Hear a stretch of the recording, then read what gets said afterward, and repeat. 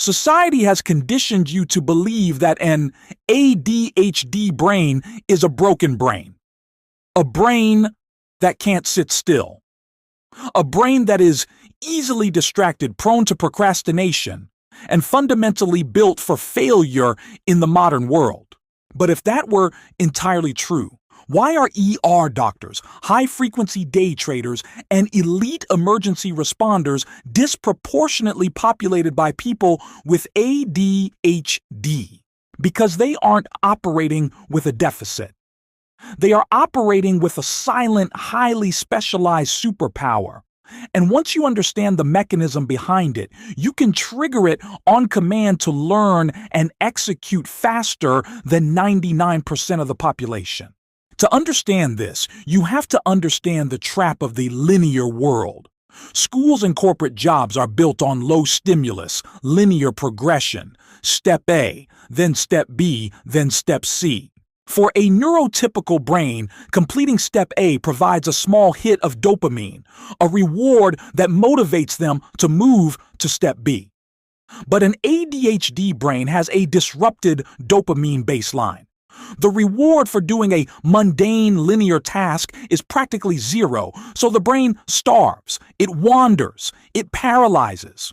But introduce a crisis, a high-stakes, chaotic environment where the rules break down and everything changes. Psychologists call it divergent pattern recognition under high stimulus. I call it the chaos protocol.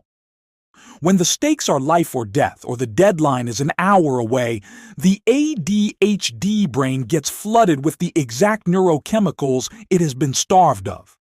Suddenly, the fog clears. You enter a state of hyperfocus so deep, it's almost scary. You stop seeing individual steps and start seeing the entire system at once. So, how do you use this without waiting for a literal emergency? You have to engineer artificial chaos. You have to stop studying like a librarian and start working like an ER doctor. Here is the 3-step chaos protocol. First, the manufactured cliff. The ADHD brain is blind to time until time is up. 2 weeks to write an essay means nothing. 2 hours means everything. Do not give yourself a schedule. Give yourself a countdown timer. Isolate a massive task, put 45 minutes on the clock, and accept that whatever exists when the buzzer rings is the final product. You aren't managing time. You are weaponizing urgency. Second, high stimulus stacking. Silence is deafening to a dopamine-starved brain. You need a wall of sound.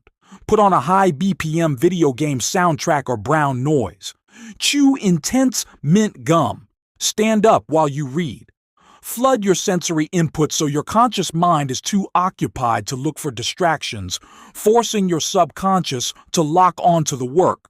Third, non-linear execution. Stop starting at chapter 1. The quickest way to kill your hyperfocus is boredom. Start with the most difficult, most interesting, or most chaotic part of the project.